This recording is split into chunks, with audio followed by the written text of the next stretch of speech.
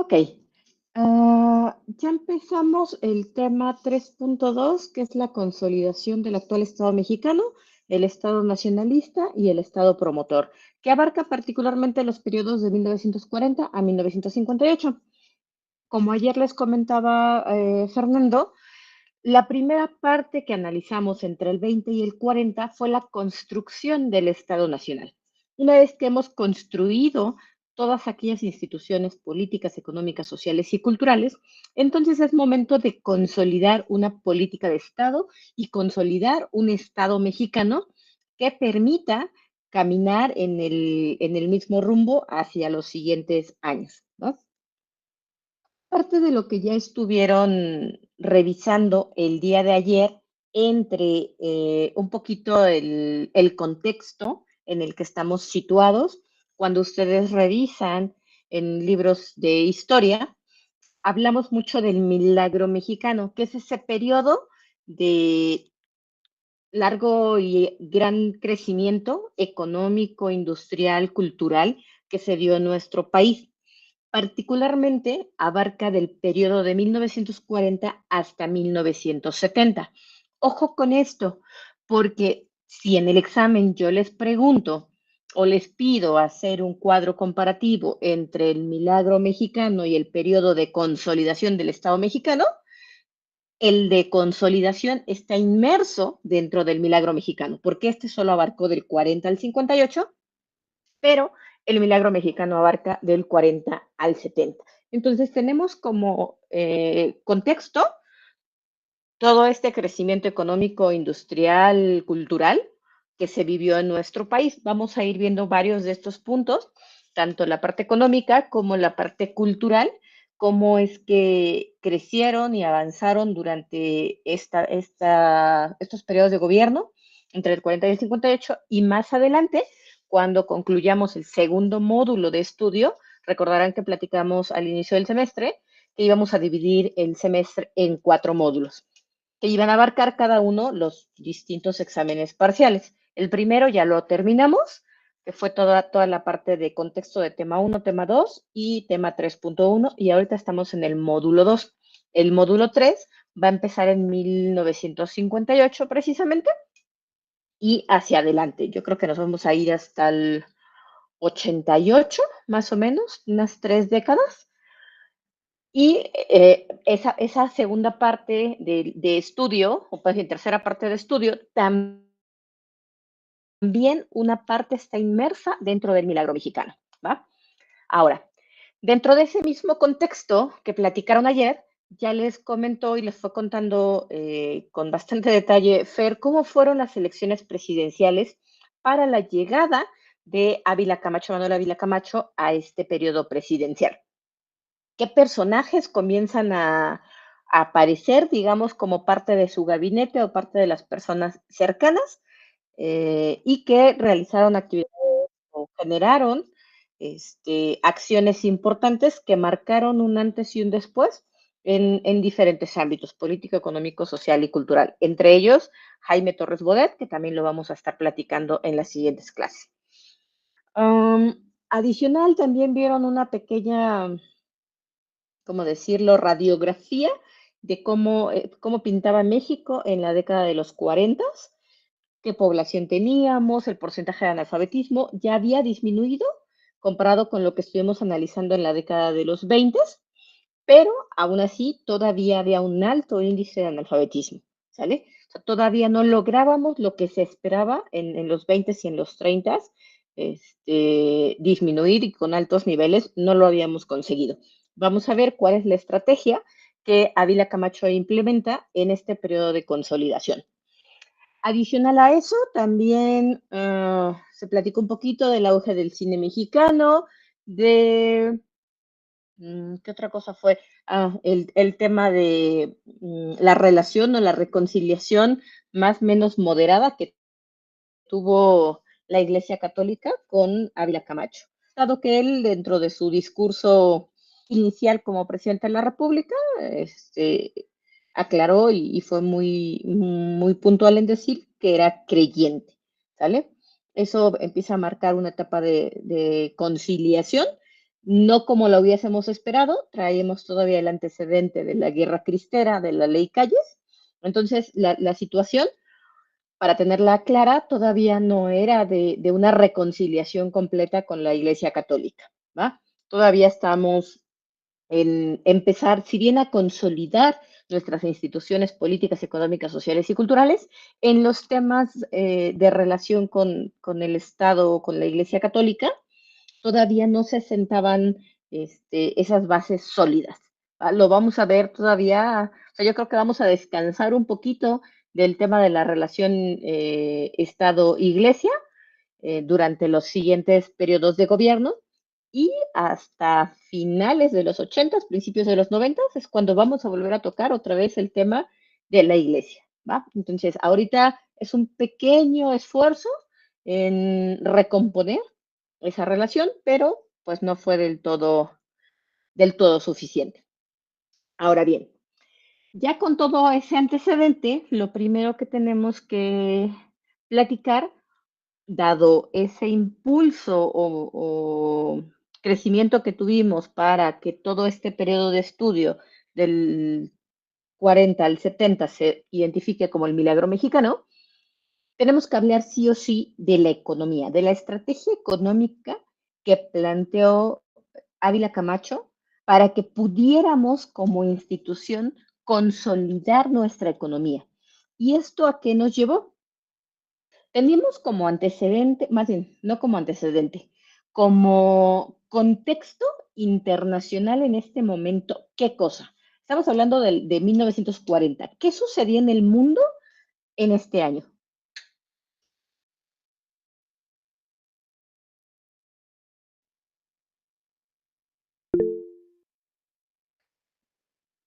Adelante. Ay, no veo las manitas. No veo ahorita el orden. Creo que nada más veo tu mano, Diego. Adelante. Sí, pues creo que en ese momento fue el desencadenamiento de la Segunda Guerra Mundial, ¿no? Bueno, ajá, sí, las guerras mundiales. Ok, ya había empezado. Un favorzote, creo que estoy escuchando notificaciones en el chat. Si van a participar, abran su micrófono porque no puedo estar viendo los chats, los mensajes que dejan en el chat, por favor. Sí, la Segunda Guerra Mundial ya había iniciado. De hecho, cuando inició, todavía estábamos en el gobierno de Lázaro Cárdenas, ¿sale? Y ese conflicto internacional, de alguna manera, favoreció que nuestra economía creciera. ¿Por qué? Para este momento, y pongamos bastante ojo, el tipo de cambio peso dólar estaba en 4 pesos con 85 centavos. Una paridad que hoy ustedes no han visto ni siquiera cercana. O sea, estamos rondando los 20 pesos. Y entre 1940, que estamos en los 4,85, y la década de y los años 2010, vamos a ver cómo va evolucionando. Para este momento, la paridad no estaba tan mal. Y algo que se estaba requiriendo mucho en el exterior era los bienes de consumo, calzado, textiles, alimentos procesados. Y México comenzó precisamente en estos ramos industriales, por lo que nuestra economía se vio beneficiada porque la demanda de esos productos y de materias primas de los países aliados sentaron las bases de lo que nosotros podíamos proveerles y eso iba a hacer que nuestra economía mejorara. ¿Sale? Esto también, de alguna manera, se vio beneficiado porque para este momento de la historia, México no había tomado alguna postura respecto a la Segunda Guerra Mundial. Y me refiero a una postura del lado de los dos bloques, ¿sale? O sea, ni apoyaba a unos ni apoyaba a otros, se mantuvo al margen y eso permitió que no fuera visto como enemigo para ninguno de los dos bandos. Y por lo tanto, para el caso de los países aliados, que pudieran ser o pudieran buscar en nuestro país a ese proveedor que les podía solventar aquellos productos procesados, industriales, de consumo, calzado, alimentos o incluso materias primas. ¿Sale? Este fue el principal impulso. La guerra duró hasta el año de 1945, un año antes de que Ávila Camacho dejara la presidencia. Entonces, dada la demanda de estos productos, pues obviamente el país que podía solventar dicha demanda, pues era México. Y México se vio beneficiado económicamente por esto. Ahora, a la par de que estamos creciendo en el sector industrial, ustedes recordarán que en el primer bloque, del primer periodo en la construcción del Estado Nacional, platicábamos que la economía giraba en torno al sector primario, agricultura, ganadería, pesca, etcétera. ¿Sale? A partir de aquí, y dadas las circunstancias internacionales, México comienza a evolucionar al sector industrial, es decir, actividades del sector secundario, la transformación de materia prima en producto terminado. Hoy, nuestro principal, nuestra economía se rige no por el sector primario ni específicamente por el sector secundario. Entonces vamos a ir viendo cómo a lo largo de las décadas este cambio en la actividad económica impacta tanto de manera positiva, pero también de manera negativa en la parte económica, pero también en la parte social. Por ahí del año de 1941, ya habíamos platicado con anterioridad el tema de los movimientos obreros, campesinos, eran algo importante, algo que sonaba y que incluso desde Lázaro Cárdenas habían sido alentados por el mismo presidente. Todo esto, de alguna manera, se vio, ¿cómo decirlo?, solventado cuando se promulgó la Ley Federal del Trabajo, aquella ley que iba a regir las condiciones laborales entre obrero y trabajador, perdón, y patrón, entre trabajador y patrón. Sin embargo, dado que estamos iniciando ese crecimiento industrial en el que las personas ahora, en lugar de trabajar en el campo, están empezando a trabajar en las industrias, comenzamos a tener nuevamente un problema con este sector obrero. No es exclusivo del gobierno de Ávila Camacho, ha sido algo que hemos tenido a lo largo de nuestra historia y particularmente ha sido a través de sindicatos. Vamos a platicar más adelante cuáles fueron los principales sindicatos que se movilizaron a lo largo de este sexenio. Algo que traía muy marcado a Ávila Camacho, y creo que lo platicaron ayer, es su lema de gobierno, la unidad nacional. En pro de que esa unidad nacional no se viera afectada, trajo a los dos bandos en los que se estaba teniendo el conflicto obrero-industrial, de tal manera que se firmara el Pacto Obrero-Industrial. Este pacto fue un acuerdo que permitió momentáneamente la estabilidad económica y poder impulsar el crecimiento de las industrias en nuestro país. Con este antecedente que hemos platicado, con lo que hemos ido evolucionando entre los 20, 30 y ahora que ya estamos en los 40, ¿de qué va o qué creen que debía contener o contuvo ese pacto obrero industrial? ¿Qué se les ocurre?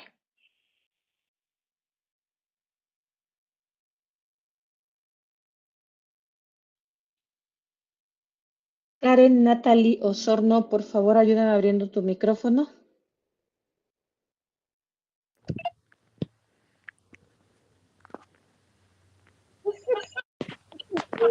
¿Tú consideras que abarcaba este pacto obrero industrial?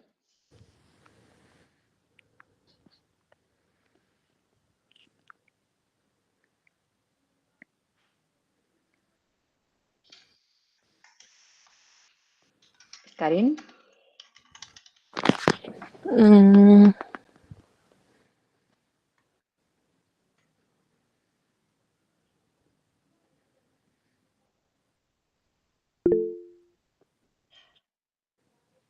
Vamos contigo, Sandra Guadalupe Ávila, por favor.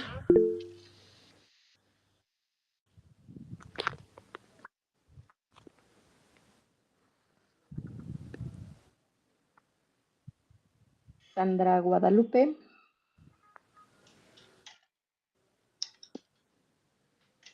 Creo que no está en clase. Está ¿Sí conectada, se me pero... escucha? ya se te escucha. Pues probablemente un beneficio al turismo de alguna forma. Perdóname, no te alcancé a escuchar. Karen, ¿me ayudas con tu micrófono? Gracias. Otra vez, Sandra, por favor.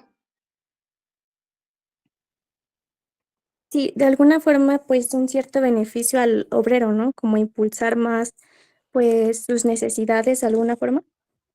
Ajá, eso es muy general. Algo específico. O sea, parte de preguntar qué es lo que ustedes consideran pudiera abarcar es, siempre va a ser un beneficio para una y para la otra parte. Pero, ¿qué beneficio? O sea, si nos quedamos en el ámbito general, no vamos a poder aterrizar en un análisis más profundo respecto a estos temas que son prioritarios para la clase y obviamente para su examen, ¿no?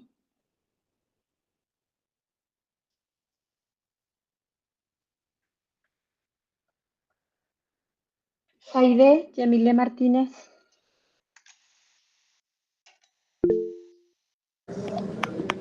Sí, este, pues yo creo que también buscaba reducir todas las huelgas y los conflictos que se tenían.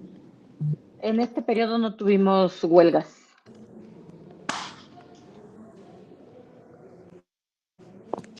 Entonces, más que el que buscaba, el objetivo está claro y por ahí están en la presentación, impulsar el desarrollo industrial. La pregunta específica es, ¿qué contenía este pacto? ¿Ustedes qué creen? Si ustedes se ponen un poquito en la posición de Ávila Camacho, estamos en un momento crucial en el que la demanda de productos en el extranjero, productos industriales y o materias primas, su demanda es muy alta, entonces nosotros podemos proveer, eso implica que vamos a tener un crecimiento industrial y por ende un crecimiento económico. Pero traemos algunos conflictos obreros industriales. Si queremos juntar a ambas partes a que firmen un pacto que impulse ese desarrollo industrial, ¿qué es lo que debería contener ese documento? Ahorita los que tienen su manita levantada no la bajan, por favor. Nada más es para ir filtrando asistencias y demás. Valeria, Tiffany, por favor. Yo pensaría más en las condiciones como de los obreros, tal vez, ¿Cómo? porque pues las condiciones de los obreros, Ajá, ¿cuáles? Porque pueden ser muchas. Hablamos de condiciones y es una palabra muy amplia. la seguridad, sobre todo, como no es, bueno, como siempre, incluso en la actualidad es como que muy, pues como llevado a un segundo plano, tal vez. Ok, eso para el lado de los obreros y para el lado del sector industrial, del patrón. Mm, Tal vez una producción en mayor cantidad, no sé. Mm, ¿Ustedes creen que el gobierno, tratemos de analizar, gracias, Valeria, nada más traten de aterrizar los que todavía faltan por participar y a los que les voy a preguntar. La intención es que piensen más allá de lo que estamos viendo, ¿sale? Y en el más allá es, pónganse un poquito en los zapatos de la persona, en este caso del presidente. Si ustedes fueran el presidente en la década de los 40, donde ya tienen todo un contexto de situaciones, de políticas de Estado, ¿en qué sí se meterían? Un presidente me queda claro que no se puede meter en la producción de una industria, porque no es su razón y no las rige. Por eso son industrias privadas. Pero si es un tercero, puede entrar a mediar conflictos, ¿sale? Entonces, bajo esa perspectiva, vuelvo a preguntar, ¿este acuerdo o este pacto obrero industrial, qué debía tener para poder para que haya sido Ávila Camacho el que sentara a estos dos grupos y decirles vamos a firmar un pacto en pro de impulsar el desarrollo industrial en nuestro país. Vamos con... Denme un segundo. Luis Antonio Carazo.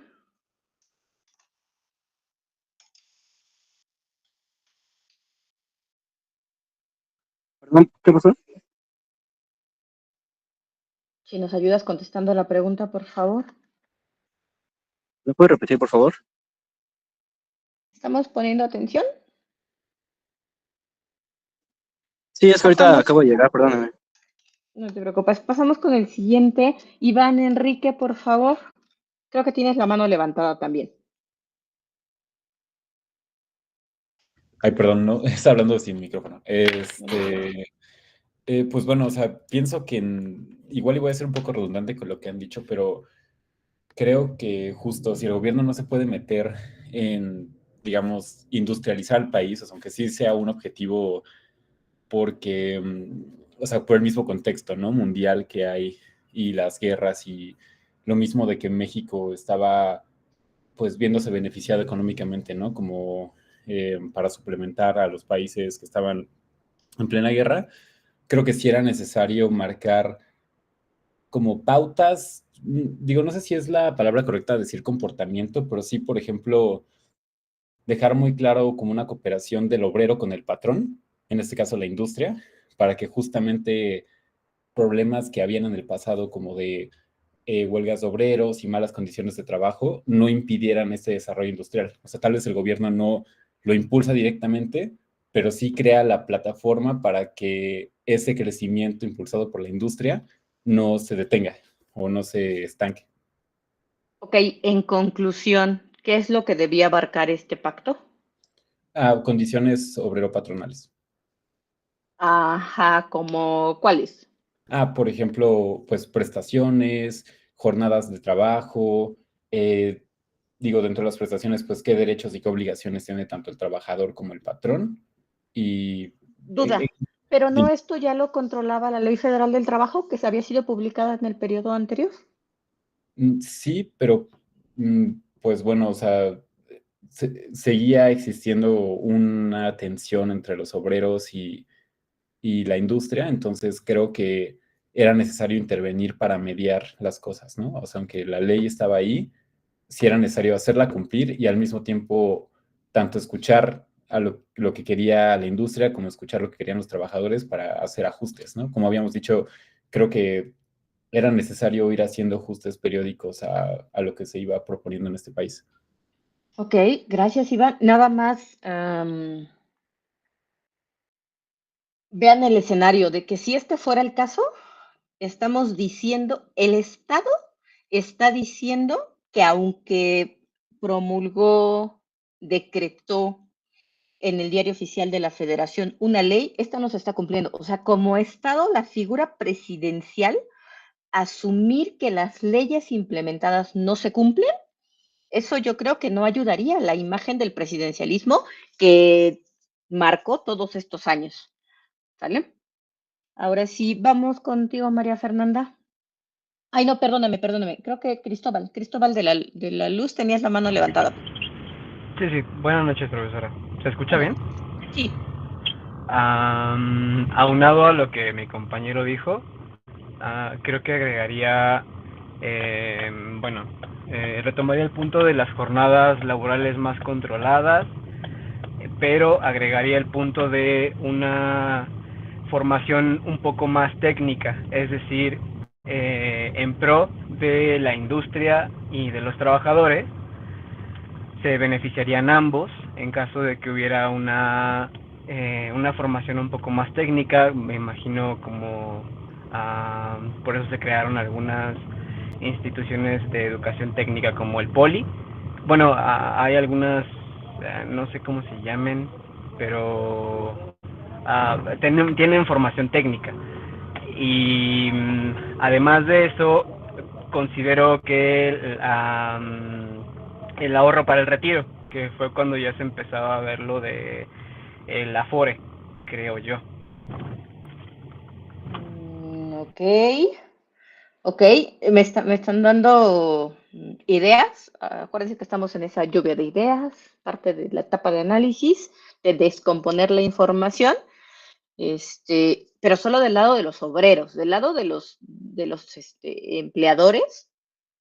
Todavía no me queda claro cómo ambos grupos deberían llegar a un pacto frente al Estado, ¿sale? Entonces, no olviden que hay dos bandos en este asunto. Adelante, María Fernanda, y luego Alejandra. Sí, profesora. Pues yo cuando hizo la pregunta estaba pensando igual por el lado de mis compañeros, pero ya después de escuchar todas las intervenciones y retomando lo del tema de unidad nacional, yo creo que, o bueno, no sé si llamarlo así, no sé, supongo que no tenía por qué ser exclusivamente desventajoso para los obreros, pero yo siento que eran más condiciones justo tema de tal vez regular a lo mejor salarios, digo, no es como que hubiera haber como mejoras hacia los obreros, pero supongo que lo que se les podía ofrecer era, por ejemplo, tener cuidado con los despidos o así, porque pues entiendo que el punto era que funcionaran las cosas para tener la mayor productividad posible y no siento que eso pueda tener como algún beneficio específico hacia los obreros.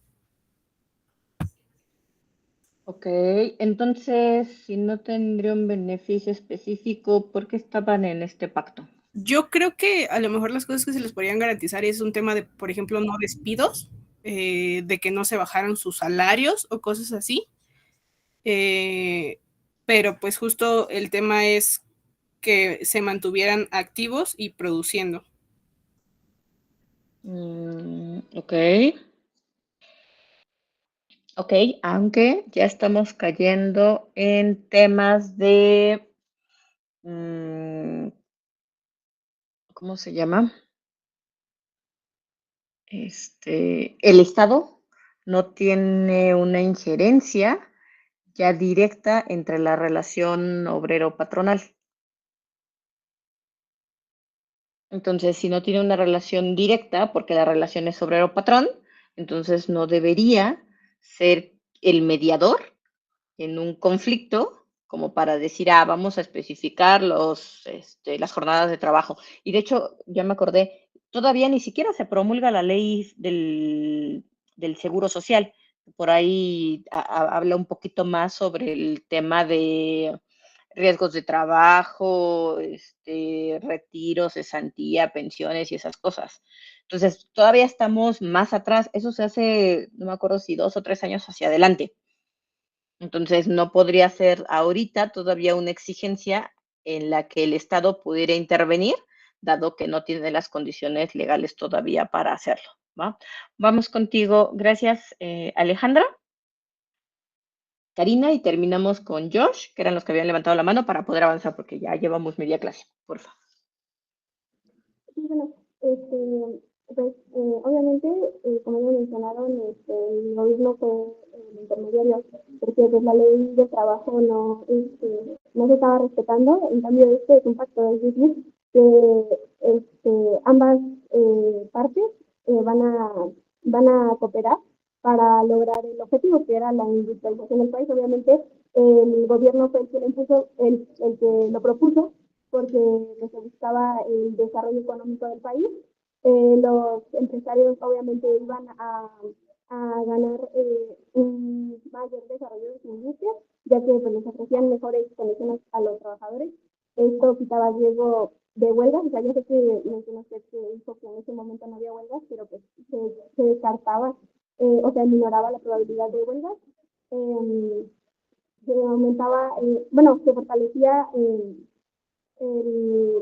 el sistema interno de producción, y pues el empresario tenía un campo con menos incertidumbre para trabajar y desarrollarse. Por eso es que pues para ellos era como un mal menor. O sea, es mejor ceder en esto que a enfrentarme a toda la incertidumbre que antes podía estar enfrentando, ¿no?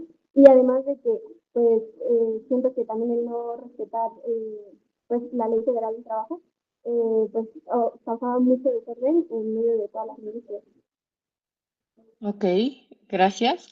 De hecho, no tenemos antecedentes de que para este momento no se estuviera respetando la Ley Federal del Trabajo, entonces Bueno, o sea, siento que es como de suponerse que, así como actualmente no se respeta lo de las 8 horas diarias, lo del salario mínimo y así, yo me imagino que también en esa época no se respetaba, y más porque pues, no tenía tanto que se había impuesto esa ley, ¿no?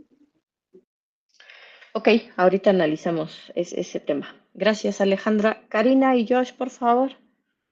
Bueno, yo creo, aparte de todo lo que ya dijeron, o sea, medio resumido, digamos, pues como México estaba siendo proveedor de productos a los países que estaban en la guerra mundial, obviamente pues había mucha demanda, ¿no? Ujú. Entonces, pues subía el precio. Y, pero o sea, pero como usted mencionó que eran proveedor, o sea, de muchas cosas, entonces yo me imagino que quizás, probablemente, había inflación. Entonces, pues es normal, bueno, se me hace lógico que los trabajadores pues exigieran quizás mejores salarios y quizás, no sé, pues a lo mejor las jornadas laborales eran muy largas porque pues todavía había mucha gente siendo analfabeta y pues a lo mejor se aprovechaban de eso y no sé. Y bueno, y pienso que por la parte, o sea, la pregunta de lo del presidente, de por qué a él le interesaba, yo creo que pues era para seguir con su lema de unidad nacional. O sea, y aparte de eso, o sea, mostrar que México a los demás países, este, pues que era confiable y estable, ¿no? Y que, y bueno, y por la parte de los empresarios, pues, o sea, como que quería evitar tensiones, justo para seguir mostrando, para mostrar como que era estable, confiable, y pues también para quedar como un mediador, justo, un intermediario justo. Ok, gracias, Karina. Hay un punto importante que comentaste que ahorita cerramos. Terminamos contigo, Josh. Daniela, dejamos tu participación para después de que cierre el tema, ¿va? Ok. Gracias. Bueno, yo creo que, bueno, lo principal creo que yo creo es que tener un control de que, pues sí, que digamos que estos productos no se vendieran por fuera, como en todo, siempre ha habido pues maneras en las que otros países internamente compran ilegalmente o así los productos, digamos, a esos obreros, pero de manera que el gobierno no sabe, ¿no? Como por ejemplo, no lo sé, ahorita lo vemos por productos chinos, ¿no? Que el país no tiene un control sobre ellos, pero pues el país, quién sabe de China, quién sabe cómo lo hace, pero vende indirectamente por aquí, ¿no? Entonces, creo que ese contrato era como más para, bueno, ese contrato que tenía con los obreros era como para que garantizara que el crecimiento fuera de este país exactamente y que no hubiera vías por fuera que tuvieran, pues sí, sí, digamos, si quisieran comprar un arma, el país tuviera el registro de que se estaba comprando y los obreros dieran su precio y todo, pero se estaba comprando y el gobierno sabía que se estaba comprando, no que de manera ilegal estos países adquirieran pues esos productos a precio a lo mejor más elevado, pero sin tener que ver con el gobierno y hacer presidente pues no tendría nada que ver, ¿no? Bueno, eso yo creo que podría ser una parte importante, sí. Tener el control más que nada de lo que se vendía y se adquiría y que ese crecimiento fuera para el país, no para externos que tuvieran pues ganancias sobre ello. Ok, gracias, Josh. Ok, vamos cerrando el tema. Punto 1, ya existía una ley federal del trabajo y para el Estado era una muy mala imagen decir o aceptar que el gobierno o el presidente aceptara que no se estaba cumpliendo la ley. Eso creo que a lo largo de la historia no se ha dicho ni ha habido acontecimientos que lo sustenten. ¿Qué sí ha sucedido? Que los movimientos obreros se han enfocado, y parte de los que ya hemos analizado, de los que hemos platicado, en demandas salariales. No significa que no les paguen, sino que el pago sea justo. ¿Pero qué es justo? Justo puede ser algo para los obreros, pero no para los empresarios.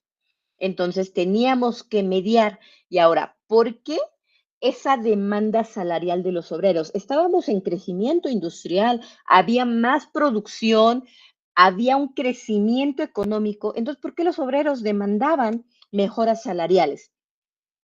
Porque ese crecimiento industrial y esa mejora económica no estaba siendo reflejada a las familias o a la población. ¿Qué sucedía? Había mucha más demanda de productos, había mucha más producción de productos y los productos se vendían a un precio que determina quién, el empresario, no el obrero. Entonces, si el empresario empieza a ver que hay ganancias porque en el extranjero están comprando nuestros productos, obviamente va a haber mucha más producción.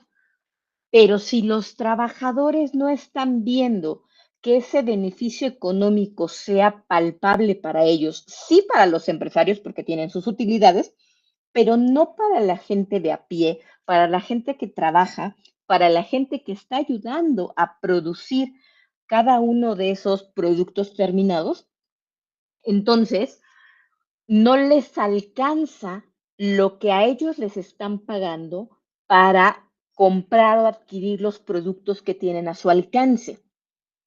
¿Qué sucedía con los empresarios? Comenzaron a incrementar los precios de los productos. Entonces, si los empresarios comienzan a incrementar el precio de los productos y a los obreros les pagan 20 pesos, ya no les, esos mismos 20 pesos que les están pagando año con año, no les alcanza si el precio de los productos ya subió. Por ello es que exigen una mejora salarial. Si tú estás subiendo el precio de tus productos, pues debe ser recíproco a un incremento salarial. Ya existía el salario mínimo, pero eso no me garantizaba que con el salario que yo ganaba durante todo el tiempo diera para que los empresarios, al incrementar los precios de los productos, me alcanzara a mí para comprar esos productos. Entonces, ahí es donde interviene el Estado, no para decir cuánto tiempo tienen que trabajar, no para decir que incrementen y cuánto tienen que incrementar los salarios, sino para que ambas partes, dado que un pacto es un acuerdo mutuo, en este caso de obreros y de empresarios, y cada uno tenía que comprometerse a algo. Los empresarios se comprometieron a no incrementar los precios de los productos para que los obreros no demandaran incrementos salariales. ¿Vale? Eso de alguna manera podía impulsar o seguir impulsando el desarrollo industrial, permitir que la unidad nacional que se reflejaba hacia el exterior también se reflejara dentro de nuestro país. Y segunda y súper importante, que además de no incrementar los precios de los productos, realizarían incrementos salariales cuando les fuera posible. Ojo con eso, el cuando les fuera posible podía ser hoy, mañana o en 10 años, ¿sale? Pero los obreros de alguna manera lo vieron, digo, no lo pensaron, lo van a incrementar hasta dentro de 10 años, en lo que se estabiliza hay más producción y probablemente sí, en el corto plazo pudiéramos tener un incremento salarial. Con ese compromiso de los empresarios, los obreros se comprometen a limitar las huelgas, paros y demás que normalmente pudieron haberse ejecutado en un movimiento obrero y a no exigir incrementos salariales mientras los empresarios no incrementaran los precios de los productos. El pacto, dado que el intermediario fue el Estado, sonaba muy bien. ¿Por qué?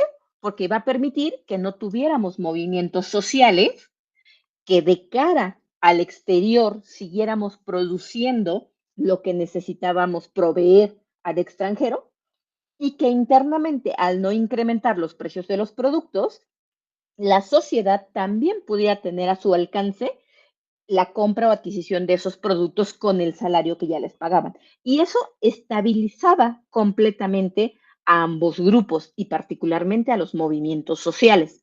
Sin embargo, fue un pacto que trajo, que digamos, de cara a su objetivo y a los acuerdos a los que se llegaron, era benéfico. Sin embargo, no se cumplió. Y no se cumplió no por los obreros, porque luego a veces me dicen, les pregunto a los alumnos, ¿por qué creen? Ay, los obreros porque siempre hacen huelgas o paros. No, la razón por la que no se cumplió o se rompió este pacto fue porque los empresarios comenzaron a incrementar nuevamente los precios de los productos. Y al incrementar los precios de los productos, detonó nuevamente en movimientos sociales. No a corto plazo, pero no fue un pacto que durara tanto tiempo y que permitiera que los problemas sociales, obrero-patronales, se mantuvieran al margen. Ayudó, por supuesto que ayudó a la política económica, a la estrategia económica que implementó Ávila Camacho. ¿Va? ¿Hasta aquí? ¿Vamos bien? Sí, todo bien. Sí, maestra. Va, Sí, todo perfecto, bien. porque esto segurísimo es pregunta de su examen, ¿vale? Luego, dado que estamos en el proceso de industrializar a nuestro país, el 13 de mayo del 41 publica Ávila Camacho una ley, la Ley de Industrias de la Transformación, o también conocida como Ley de Industrias Nuevas y Necesarias. Lo que buscaba a través de esta ley era fomentar la industrialización en el país. ¿De qué manera? Ofreciendo exención de impuestos por 5 años a las empresas que se consideraran nuevas o que sus productos fueran necesarios para el desarrollo de México. Entonces, queríamos crecer en cantidad de industrias, pero no solo era crecer por crecer, sino que estas industrias, uno, fueran nuevas y dos, que fueran productos necesarios para el desarrollo económico, normalmente encausados un poco en lo que platicamos hace un momento, bienes de consumo, calzado, textiles, alimentos procesados, etc. ¿Va? Ahora bien, esta ley fue un pilar para el modelo de la sustitución de importaciones que de alguna manera buscaba que México produjera internamente lo que comprábamos en el extranjero. En el periodo anterior, nuestra actividad principal era el sector primario, acá transitamos al industrial y necesitamos de alguna manera ser nuestros propios productores y proveedores y consumidores de dichos productos y ya no tanto comprar productos en el extranjero. ¿Sale? Esta ley fue importante porque permitió que hubiera más industrias en nuestro país, de alguna manera reguladas en el tema de la exención de impuestos por 5 años. ¿Y por qué por 5 años? Porque se esperará que al menos 5 años vivieran esas industrias, o sea, que no empezaran a trabajar o aperturaran operaciones hoy y que en 2 años desaparecieran. Si cumplían los 5 años, entonces se les condonaba impuestos, ¿no? Parte de esta estrategia económica que buscaba Ávila Camacho, a la par del pacto que ya platicamos, en el que se trató de estabilizar la situación social de las exigencias de los obreros, pero también de limitar un poco el tema de los incrementos de precios de productos de los empresarios. Ahora, para el 44, más de la mitad del sexenio de Ávila Camacho, se decreta en el Diario Oficial de la Federación le llaman un decreto extraordinario, si no me equivoco, que establecía la participación de capital mexicano en las empresas. 3 años atrás, que era lo que les comentaba acá, cuando se promulgó la Ley de Industrias Nuevas y Necesarias, se empezó a permitir la apertura de nuevas industrias, pero no podíamos dejar de ver la participación de capital mexicano. Si permitíamos el crecimiento de industrias abiertamente, podían venir industrias del extranjero a trabajar y a explotar a la gente de nuestro país y no iba a quedar todo el recurso o todo el crecimiento económico en nuestra nación. Entonces, parte de la ley de mexicanización de la economía, como algunos historiadores la llaman, que no fue otra cosa más que consolidar leyes como la de industrias nuevas y necesarias y este decreto en establecer cómo México iba a administrar su sector industrial y establece o asegura a través de este decreto que al menos el 51% del capital de estas empresas que se estaban creando en ciertos sectores estratégicos, particularmente de los que ya hablamos, fueran de inversión nacional, es decir, limitar el control extranjero en la economía nacional. Lo máximo que podían aportar de capital los extranjeros a una industria era del 49%. El 51% tenía que ser sí o sí de capital nacional. Y esto, de alguna manera, iba asegurando que ese crecimiento industrial y que esa mejora de la economía estuviera aterrizada sí o sí a la parte económica de nuestro país, a la economía de nuestra nación. ¿Vale? Ahora, esto permitió el crecimiento o el nacimiento de algunas industrias importantes que todavía hoy conocemos y que seguramente ustedes ubican por diversas razones. Publicidad, algunos aparatos que tengan en sus domicilios, botanas. Don Julio, la empresa de tequila, se aperturó en el 42, que fue una de las oportunidades que se dio con esta ley de industrias nuevas y necesarias. Sabritas en el 43 y Mave en el 46. Como, ¿cómo decirlo? Cápsula cultural en una década de crecimiento industrial. En el 40 hablábamos de que en el país existían alrededor de 13,000 industrias. Para inicios de los 70 hablamos de alrededor de 73,000 fábricas.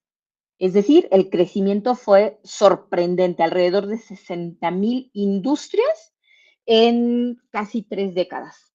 Entonces, esta política o estrategia económica de la llamada ley de mexicanización, que abarcó el decreto que ya les hablé y la ley de industrias nuevas y necesarias, permitió que pudiéramos aperturar nuevas industrias y por lo tanto que el crecimiento económico en nuestro país se impulsara. O sea, este periodo fue el detonante del sector industrial o del crecimiento industrial en nuestro país, ¿no? Hasta aquí, ¿alguna duda respecto a la estrategia económica implementada durante el periodo de Ávila Camacho? Sí, ¿podría repetir cuánto fue el crecimiento de cuántas industrias? La comparación. En los 40 empezamos con 13,000. Para los 70 llegamos a 73,000 fábricas. ¿Y por qué mi rango es hasta los 70? Porque acuérdense que les platicaba al inicio que el milagro mexicano abarcó del 40 al 70. Y ese milagro mexicano no solo fue en temas culturales, sociales, sino también económicos, políticos, sociales y culturales. Entonces, la comparativa la hacemos desde que inicia el milagro mexicano hasta que termina el milagro mexicano. ¿Vale? Sí, muchas gracias. Perfectísimo, de nada. Ok. Sí. Maestra, perdón. Disculpe, yo tenía una duda. Es que no escuché muy bien sobre los impuestos durante estos 5 años. Dijo que se les perdonaba durante este tiempo, los 5 años, no pagar impuestos o seguían pagando impuestos, pero de menor cantidad. En el año 5 se les condonaban los impuestos y a partir de ahí iba a haber, la ley marcaba un porcentaje de condonación. Durante los primeros 5 años trabajaban normal, pagaban sus impuestos normal, pero si llegaban a cumplir su 5.º año, ese 5.º año se les condonaban los impuestos y a partir del 6º, la ley estipulaba para qué sectores les disminuía el porcentaje de pago de impuestos. Ya no entré en ese detalle porque dependía mucho del giro de las empresas. De qué, o sea, eran industrias nuevas, necesarias y desde qué enfoque. Entonces, digamos, lo más relevante era que durante los primeros, si duraban los primeros 5 años, se les podía condonar impuestos. Por ahí había un decreto adicional a esta ley que también especificaba que al año 10, no tengo bien la fecha de cuándo se promulgó, sé que fue con Ávila Camacho, pero todavía o sea, lo tengo ubicado, pero no lo tengo ubicado en el diario oficial, por eso no se los he comentado. Sin embargo, eso permitía que las empresas pudieran vivir al menos hasta 10 años, porque se les condonaba el año 5 y luego se les condonaba el año 10. Entonces, eso ampliaba el rango en el que pudieran subsistir las industrias, y particularmente estas que ahorita les mencionaba, subsistieron esos 10, 15 y hasta la actualidad.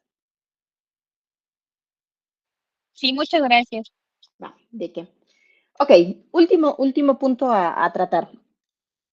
Y esto sí quiero que se lo lleven de tarea, lo piensen, lo analicen, porque es una de las razones importantes que va a solventar legalmente la estrategia política del Estado mexicano respecto a los movimientos sociales, que se dan entre los 40, bueno, después de la promulgación de la reforma al artículo 145 y 145 bis del Código Penal que hace Ávila Camacho, de aquí hacia adelante. El Código Penal ya existía y se reformó en estos artículos para incluir el delito de disolución social. Este delito, como está especificado en el Diario Oficial de la Federación, especifica o clarifica o tipifica el delito de disolución social como aquel, y se los puse aquí en la presentación, aquel que realizara propaganda política defendiendo ideas, programas o normas de acción, esas comillas las puse yo, que perturbaran el orden público o pusieran en riesgo la soberanía de la nación. ¿Y por qué quiero que esto lo analicen, lo desmenucen? Porque necesitamos entender por qué se tipificó este delito, uno, con Ávila Camacho, y dos, por qué fue el sustento en la política de gobierno de los siguientes presidentes como respuesta a los movimientos sociales.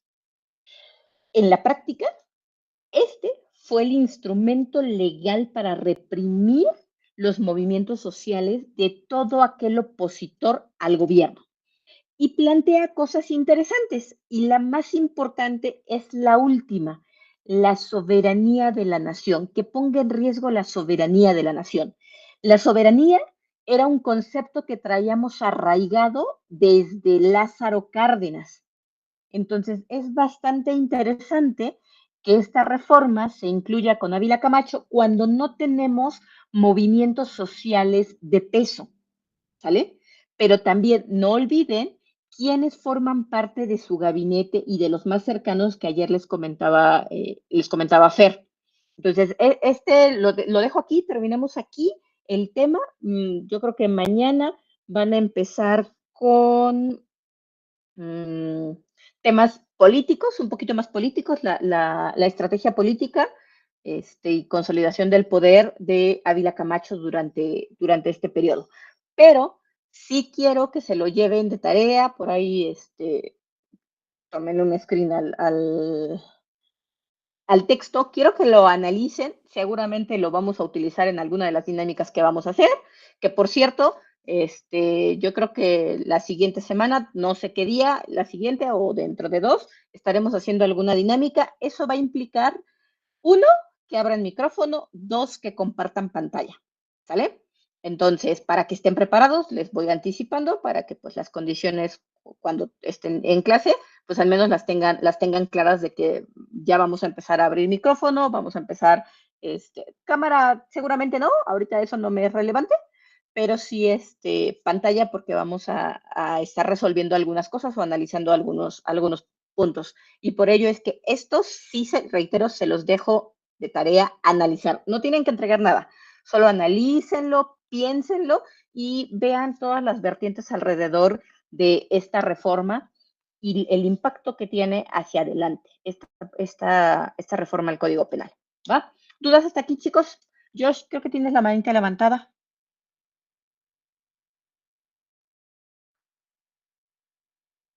Ok. No, ya la bajé, gracias. Va, perfecto. ¿Dudas hasta aquí, chicos? ¿Nada? Va. Avisos rápidos. Ayer le comenté a Fer, estuve al inicio, y sí es cierto, una disculpa a los que se conectaron al inicio a la clase. Cuando yo me bajé, creo que terminé la llamada para todos y tuvieron que volver a subirse. Trataré de no hacerlo otra vez. Pero estuve escuchando después el audio de la sesión. Entonces, normalmente me entero en qué van en el temario. Por ahí les comentó que ya están las calificaciones de los exámenes. Acuérdense que era la primera parte valía el 40% del primer parcial y la segunda el 60%. Ya le pedí a Viviana que me ayude a sacar esos promedios para que puedan tener la calificación. Normalmente les doy la calificación 1 a 1, pero son muchos, entonces seguramente publicaré la lista. Yo les aviso cuando ya esté publicada. Y segundo y último aviso, el segundo parcial, para que lo vayan pensando, y yo creo que mañana lo retomemos, está considerado para el 1 de octubre. Tenemos 3 semanas exactamente. Yo estaba pensando que ese examen fuera el presencial. Ya mandé mi solicitud a la coordinación para hacer la petición de un aula y podamos hacer el examen presencial.